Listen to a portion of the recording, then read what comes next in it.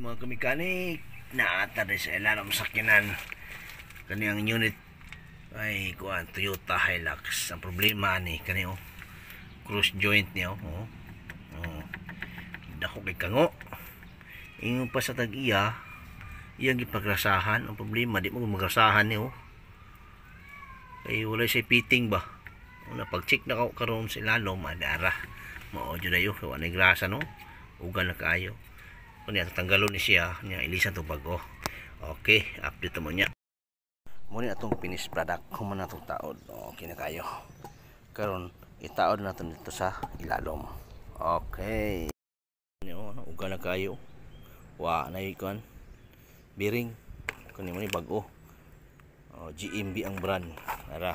Okay, ato ikabit ni muna atong finished product human natong taod.